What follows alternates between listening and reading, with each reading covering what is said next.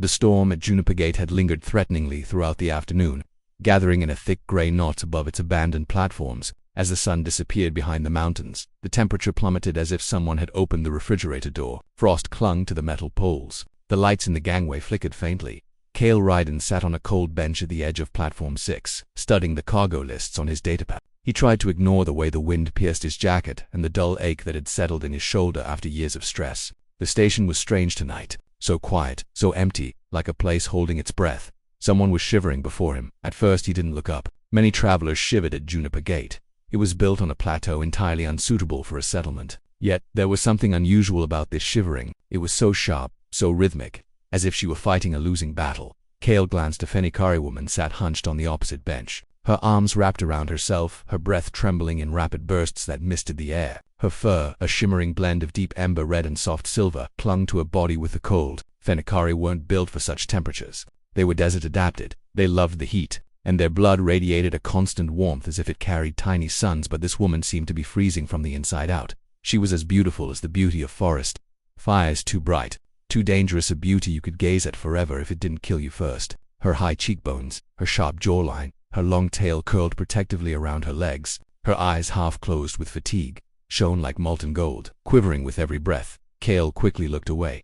Not my problem. He'd spent enough of his life trying to save people who didn't want to be saved. Years ago, on the ice fields of HFY-style, he'd learned that lesson the hard way. No matter what you did, some people would die, and some would blame you even though they didn't want to. It was best to stick to your own path. It was best to keep your distance. Not another tremor. This time, worse. His teeth chattered audibly, sharp little taps burning his ears. Kael exhaled slowly, his shoulders slumped. Damn. He stood up, walked to the nearest vending machine, and picked up 2 glasses of steaming, nourishing broth. The machine slowly filled them with a thick, delicious scent. He took them and stood in front of the bench, his golden eyes lifted, bewildered and wary, like a cornered animal assessing the threat. Kael held out a glass. "The machine's broken," he said. "It spit 2 out. I can't drink either one before it's like glue." Lie. The machine never made mistakes. But his pride needed an excuse, not a handout. His gaze shifted from the man's face to the glass, then back again. His delicate, claw-tipped, trembling hands hovered for a moment before finally taking it. When his fingertips touched the man's, a warmth coursed through him like a spark striking dry kindling. "Thank you," he whispered. His voice was soft, yet deep, a melody vibrating in his chest. Kael cleared his throat, leaned back against his bench, and focused on the database as if the cargo manifests were a fascinating work of literature. But it wasn't. He'd read more exciting tax regulations. He sipped carefully, steam curling around his nose. His cheeks flushed again. His ears rose slightly, no longer drooping under the weight of the cold. For a moment, he was almost at peace. Then the station bells began to chime.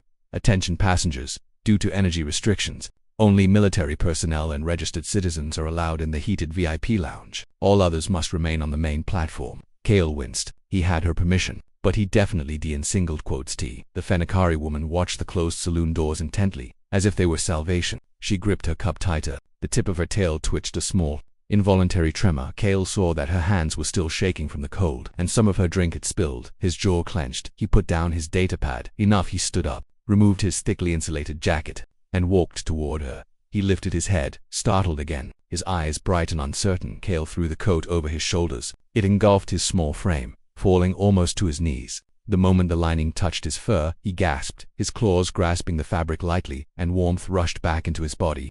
"I'm from the northern colonies," Kael said, taking a step back. "This is practically beach weather. Put this on." His lips parted. "But you trust me," he interrupted. "I won't die." "You can die." He looked at her for a moment, as if trying to understand her, as if humans were more alien than Fennec. Then he pulled his jacket tighter and buried his face lightly in his collar. Kael could see how his ears were red under his fur.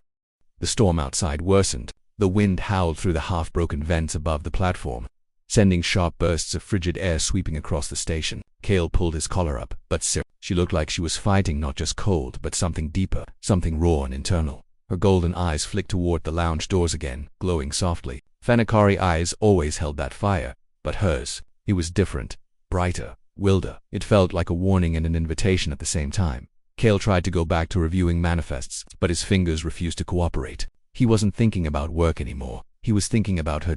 Her ears twitched with every gust of wind. Her tail curled and uncurled, brushing against his jacket, sending little vibrations along the bench. She held the drink he gave her with both hands, and when she lifted it for a sip, the collar of his jacket slid aside and revealed part of her throat, warm fur, smooth skin beneath. a pulse that looked faster than it should be. Kael focused hard on the datapad. Kael, she said softly. He didn't answer right away. Her saying his name did something to him. It wasn't the word, it was how she shaped it. Fenneckari spoke names like they carried weight, like they tasted the sound before letting it slip free. He looked up. What is it? She hesitated. May I sit next to you? He blinked. You already are sitting next to me. Her tail flicked once, amused. Closer. Kael cleared his throat. Why? Saryth lowered her eyes. Because Fenneckari warm faster when in close proximity to someone. Your kind radiates heat differently. We absorb it well. He felt heat crawl up his neck. Is that a biological fact or? It is both, she said simply. Biology and preference. Kael swallowed. He could say no. He should say no. He should focus on the shuttle he needed to catch and the contract waiting for him. But the storm outside raged harder, the cold biting through his thin undershirt, and Saryth looked like she was barely holding on. Fine, he said, trying to sound indifferent. Come over. Her ears lifted. Not flirtatious, grateful. She picked up her cup, stood slowly, and crossed the short gap between their benches. The moment she sat, she shifted closer without hesitation, her hip brushing his. Her warmth spread instantly, a gentle wave of heat that seeped into his body. Her fur brushed along his arm. Soft, silky, shockingly warm. Kael kept his eyes forward. She leaned slightly into him, careful, as if testing his boundaries. Is this acceptable? It's fine, he said. It was not fine. It was a problem. A very, very attractive problem. She let out a small breath, almost a sigh, and relaxed against him. The cold stopped gnawing at her. Her trembling eased. Her fire returned subtly, visible in the way her eyes brightened and the silver streaks in her fur glimmered. Minutes passed in quiet. Then she spoke again. You helped me without reason. Kael shrugged. That seemed like the right thing to do. Most humans avoid us, she said. They fear we burn too hot. He coughed lightly. Do you? Her smile was slow and sharp. Sometimes, a small jolt went through him. That smile could undo entire armies. It was wild, confident, and aware of its effect. Kael looked away. You're warming up now. That's good. Her tail brushed his leg in a slow, unintentional sweep. Yes, thanks to you. He forced himself to breathe evenly. She studied him carefully. Fenneckari were known for reading micro-expressions extremely well, ears picking up heartbeats, eyes tracking pupil dilation. Saryth's senses were sharper than most, though. She tilted her head, her golden gaze narrowing. You are uncomfortable, she said softly. Kael stiffened. I'm not. You are, she insisted gently. Your heart rhythm changed. Of course she could hear that. It's not you, Kael said. Saryth's ears flicked back. Is it my closeness? No, he said too quickly. It's not that either. She inched away as if giving him space, but then she paused, sensing something else. No, she murmured. It is not discomfort. It is restraint. Kael froze. She smiled again, softer this time, almost tender. You fear you may cause offense if you react to me. He wanted to say something back, something dismissive or sarcastic or grounded, but she had disarmed him completely. She lowered her gaze, but her voice stayed warm. Kael, she said quietly, I am Fen. We do not fear interest. We do not shame instinct. We recognize attraction. He felt his pulse spike. And you, she added, lifting her eyes again, are not as unreadable as you think. Kael exhaled sharply. Saryth, I don't want you to think. She placed a single claw-tipped finger on his wrist. Not sharp, gentle, warm. I do not think anything you do not choose, she whispered. Do not be afraid of how you look at me. It is honest. I prefer honesty. Her hand lingered a moment before pulling away. The storm roared outside. Kael had just begun to gather his thoughts when the station lights flickered violently. A shrill alarm tore through the air. Warning, shield failure. External temperature drop. Imminent. Seek immediate shelter. Kael stood instantly. Saryth jolted upright, her ears pricking sharply. Not good, he muttered. The dome's failing. Kael, she said, stepping closer. What do we do? He looked at her, her fire, her fear, her fierce beauty, and made the choice before thinking. We move, he said. Stay with me. They sprinted down the platform. The lights sputtered overhead. Frost bloomed across the floor. Somewhere in the station, metal groaned under pressure. The main corridor sealed itself off with a heavy clang. Kael cursed. Of course it did. Saryth grabbed his sleeve and pulled him toward a maintenance hatch barely visible behind a fallen sign. There, she said. Can you open it? He knelt and tried the manual override. The panel resisted. He braced himself and Saryth stepped behind him, close enough that he felt her warmth against his back. Her breath brushed his ear. Allow me. She slid her hands over his, guiding his fingers to the correct pressure points. The contact sent an electric shock through him, not literal, but powerful enough that he felt rooted to the spot. Fenneckari hands are more precise, she murmured. Our claws help with tension plates. She leaned closer, her chest brushing his shoulder, her tail brushing his leg again. Kael's breath faltered. You're very close. I warm faster this way, she whispered, not quite hiding the pleased note in her voice. Together they pressed the release, and the hatch clicked open. Kael pulled it up and gestured. Go. She moved past him, her shoulder grazing his chest, her tail sliding across his thigh in a slow, unintentional sweep. Her movements were fluid, elegant, almost hypnotic. He followed and pulled the hatch closed behind them, inside the narrow maintenance corridor. Warmth returned slowly. Saryth exhaled in relief. Kael leaned against the wall for a second, letting his heartbeat slow. Saryth stepped closer, studying him. "Your rhythm changed again," he groaned. "Of course you noticed." Her smile was fire. "Kael, I am not offended." He looked up. "That's not the problem." She tilted her head. "Then what is—" He hesitated, then spoke quietly. "You're dangerous." Saryth moved closer, slow, deliberate, until she was inches from him, her golden eyes glowing in the dim light. "And you," she whispered, "are not afraid of danger." Her breath warmed his skin. For a moment they just stood there, the storm raging outside while their own storm built silently in the dark corridor. But before that moment could deepen, footsteps echoed down the corridor. Heavy, determined. Saryth's eyes widened, her ears flattened. "No," she breathed. "Not here. Not now." Kael straightened. "Who is it?" Her voice shook, first time he'd heard fear in it. "A hunter," she whispered. "Someone from my clan." Kael stepped in front of her instinctively, and the footsteps grew closer. The footsteps came from the far end of the maintenance corridors, low, purposeful, echoing off the metal walls in a steady rhythm that tightened Kael's spine. Saryth pressed against the wall behind him, her breath trembling in short, hot bursts. Not cold now, fear, real fear. Her ears had flattened entirely, her tail curled tightly behind her. "Saryth," Kael whispered, "talk to me." "Who is that?" She swallowed hard. "One of my clan's shadows." Kael frowned. "Shadows?" She nodded once, barely. "Hunters trained to pursue Fenikari who break protocol." "What protocol?" "Those who interfere with humans," she whispered. "Those who save humans." Kael stared at her. "So they're here for you." Her eyes locked with his gold, bright with panic and defiance. "Yes, and they do not stop." Kael stepped forward, shielding her with his body as the footsteps grew louder. The corridor vibrated with each impact, as if the metal itself feared the hunter. Saryth reached out and grabbed Kael's forearm. Her claws barely grazed his skin, careful, controlled, but her grip was trembling. "You must run," she said urgently. "They won't harm you if you don't interfere." Kael turned to her sharply. "I'm not leaving you. It's not your fight," she insisted. "Maybe not," Kael said, voice low, "but you are." Saryth's breath caught. For a heartbeat, her fire flared again, bright in her eyes, bright under her fur, bright in the heat that radiated from her skin. She looked at him as if seeing something new, something dangerous and wonderful. "Kael," she whispered, "you don't understand what a shadow is." "No," he said, "but I understand you." Before she could answer, a tall silhouette appeared at the far end of the corridor, stepping into the flickering emergency lights.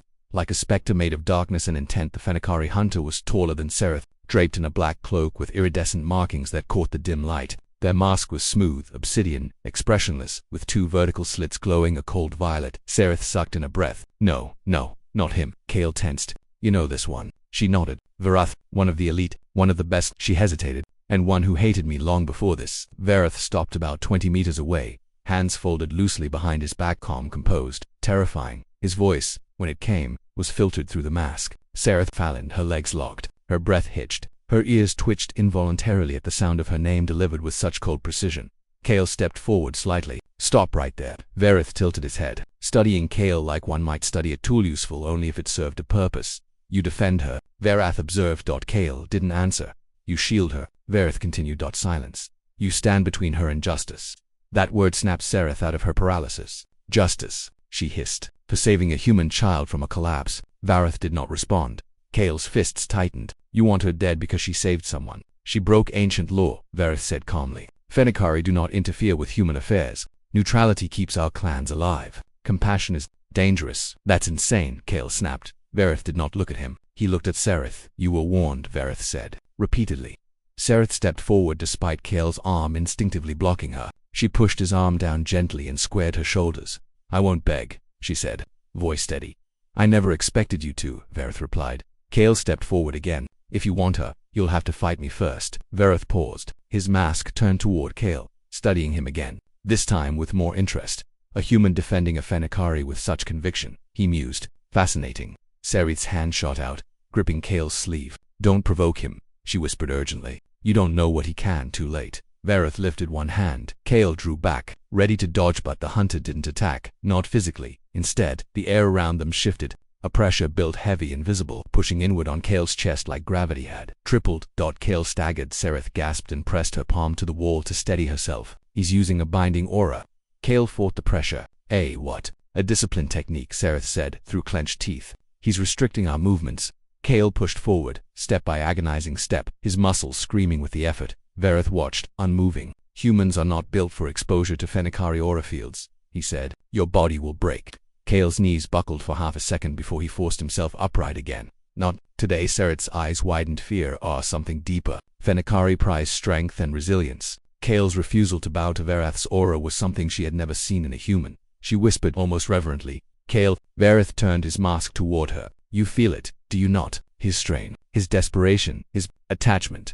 Saryth bared her teeth. "Leave him out of this." "Impossible," Saryth replied. "You are bonded." Kael froze. "What does that mean?" Saryth's fur flared silver and ember streaks brightening. "It doesn't mean anything." Saryth ignored her. "Your pulse synchronizes with his. Your heat shifts when he touches you. Your body responds to his presence." Kael blinked hard. "Orphetes," Saryth whispered sharply. "Saryth, stop." "You claim neutrality," Saryth said, "yet you burn for him." Saryth's eyes flared in panic. "Kael, don't listen to him." Kael wasn't even sure he was breathing. Saryth pointed at Kael, the gesture smooth, almost elegant. "Human, you walk beside a Fenikari who is already lost to instinct." Kael stepped closer to Saryth without meaning to. Her body heat surged toward him like a magnet. Saryth's voice dropped. "She will risk everything for you, and you will get her killed." Saryth snapped. "Enough." The flare of her heat knocked Kael forward half a step. Her aura clashed with Saryth's invisible pressure, sparks of energy crackling in the narrow space. The corridor lights flickered wildly as the air warped between them. Kael reached instinctively for her hand. She grabbed his. A shock ran through him, warm and electric, as if a fire had jumped veins into his. Saryth stiffened. "You are bonded." Saryth snarled, a real snarl, low and dangerous. "I owe him my life. That is all." "No," Saryth said. "It is far more." And then, without warning, Saryth thrust his hand forward. A wave of force blasted down the corridor. Kael yanked Saryth into his arms and dove sideways behind a support panel as the energy ripped past them, shattering lights and spraying sparks everywhere. Metal screeched. The pressure field collapsed in a burst of static. Kael hit the ground hard with Saryth under him, her body warm and soft against his as dust rained from the ceiling. For a second, they just stared at each other, faces inches apart, breaths mixing. Saryth's golden eyes dilated. Her claws lightly grazed his chest through his shirt. "Kael," she whispered, her voice shaking not from fear but from something deeper, raw, hotter. "You didn't have to." "Yes," he said quietly. "I did." Her breath caught. Her tail curled around his leg in a slow, instinctive motion she couldn't control. But the moment shattered as Saryth advanced through the smoke. Kael helped Saryth to her feet. She steadied herself, fire radiating from her skin in faint waves. "Run," she whispered. Kael stared at her. "Not without you." Saryth swallowed hard. "Then stay close." They turned and fled deeper into the maintenance tunnels. Behind them, Saryth's voice echoed, smooth and cold. "Run if you wish. The hunt has already begun." The maintenance tunnels of Juniper Gate were a labyrinth built decades ago by engineers who didn't believe in straight lines. Pipes rattled overhead. Steam hissed from ruptured valves. Kael ran behind Saryth, his breath sharp in his throat, her hand gripping his wrist with surprising strength. Behind them, Saryth's footsteps echoed steadily through the metal maze. Saryth tried to hide her panic, but her ears kept twitching. Her tail was tucked close to her legs, and her heat radiated in pulses, fear and anger fighting inside her. Kael tightened his grip on her hand. "We need distance. A lot of it." Saryth nodded quickly and turned a sharp corner, nearly dragging him with her. "The tunnels lead to the emergency substation. If we reach it, I can short the grid for a few seconds. It might slow him down." Kael asked. "Shadows are difficult to stop," she said, "and he's the best of them." Her voice wavered slightly. Kael's chest tightened. He hated hearing fear in her. She wasn't built for fear. She was built for heat, fire, reckless courage. He'd seen it in the way she stood her ground, even frozen, even desperate. Another corner, another dark hallway. Kael heard Saryth's footfalls, slower now, calculating. Patient, he wasn't hunting them to catch them quickly, he was hunting them to break them. Saryth stopped suddenly and pressed Kael against the wall. Her hand clamped over his mouth. Kael froze, muscles going tense. Footsteps passed directly on the catwalk above them. Saryth's shadow stretched across the grated walkway like a blade. Saryth leaned so close. Kael could feel the heat radiating through her fur. Her breath hit his neck in a slow, trembling wave. Kael's heart hammered against her palm. Saryth whispered into his ear, barely audible, "He's tracking vibrations. We have to stay still." Kael nodded slowly, her hand still covering his mouth. Her fingers trembled slightly, claw tips grazing his jaw. The air was thick, heavy, alive with tension. Saryth's chest pressed against his side. Her tail curled around his ankle unconsciously, seeking stability. Kael breathed carefully through his nose. Saryth noticed her voice was a whisper of heat. "Your heart. It's loud." Kael murmured beneath her hand. "So is yours." Her golden eyes flicked up to his, but shocked that he'd noticed. For a moment, they weren't hiding from a killer.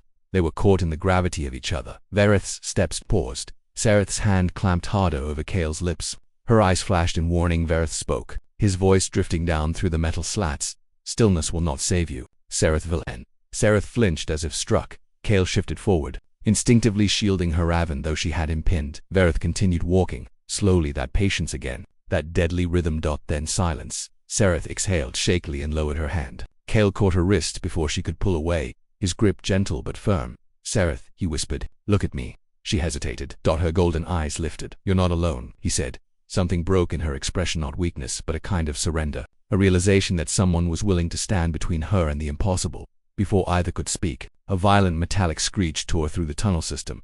The lights flickered, sirens blared, system alert, emergency grid overload, core venting initiated. All personnel evacuate. Saryth cursed under her breath. The dome failure is destabilizing the entire grid. "We have minutes at best. Then we move," Kael said.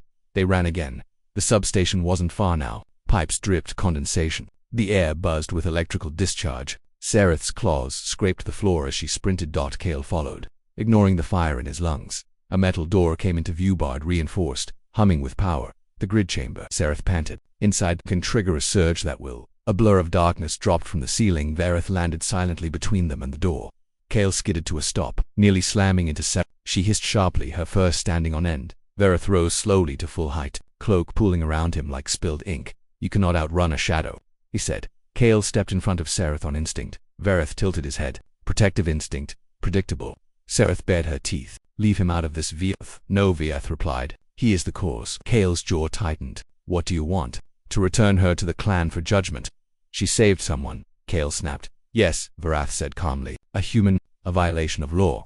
Saryth stepped forward. Kael reached for her arm, but she moved before he could stop her. Her voice was fire wrapped in steel. "If you want to take me, you take me, but he has nothing to do with this."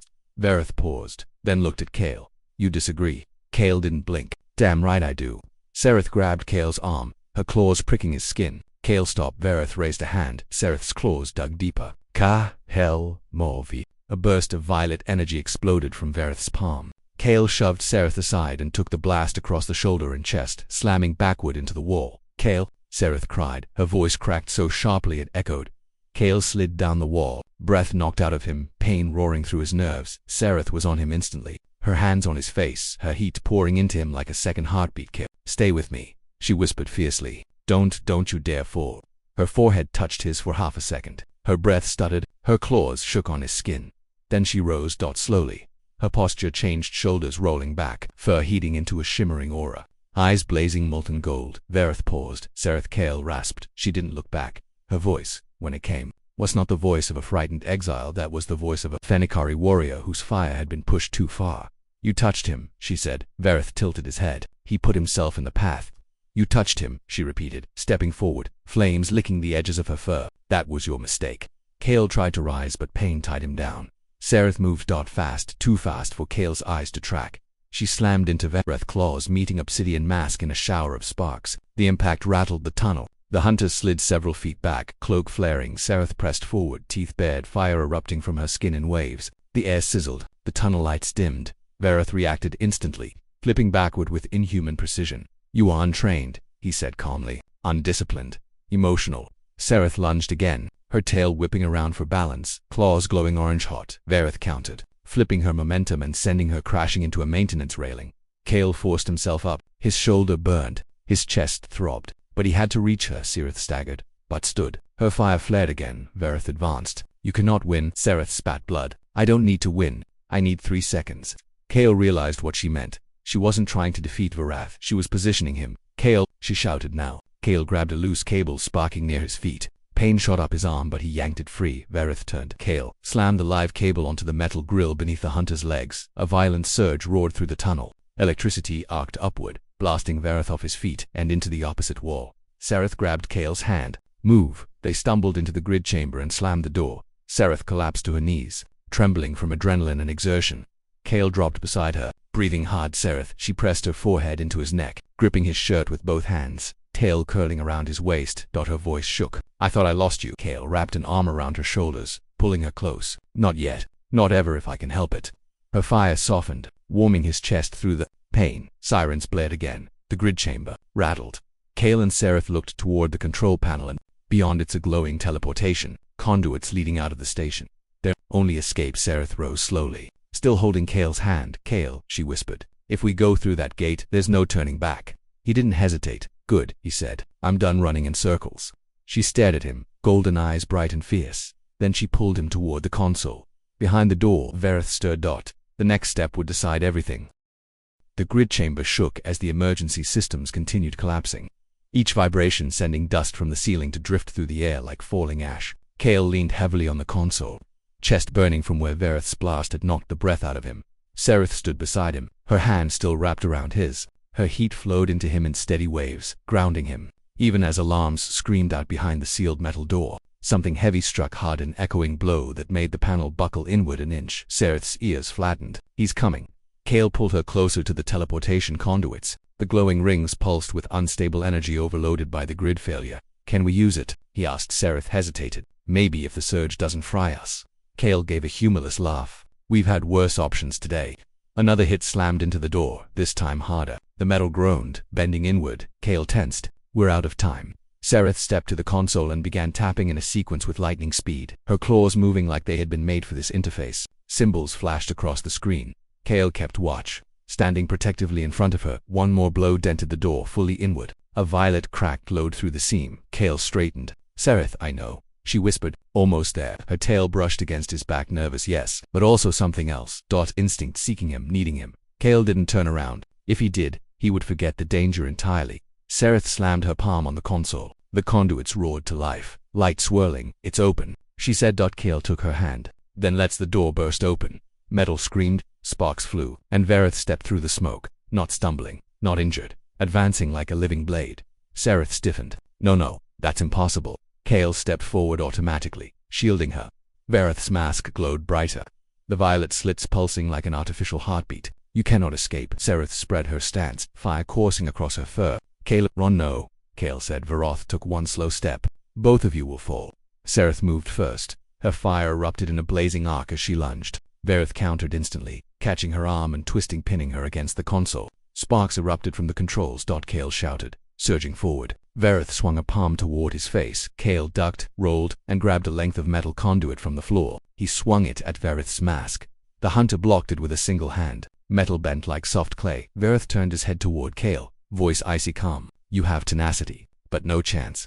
Saryth twisted free, claws slicing across Saryth's arm. His cloak tore, revealing underlying armor dents, plated, absorbing her fire like water. He backhanded her. Saryth flew across the room, crashing into the railing. Her breath hitched. She struggled to rise. Kael's blood boiled. You son of a. Saryth didn't let him finish. He seized Kael by the throat and lifted him effortlessly. Kael clawed at his grip, gasping. Saryth screamed. Put him down. Saryth, didn't you burn for this human? He said, tightening his grip. And for that, you will both be erased.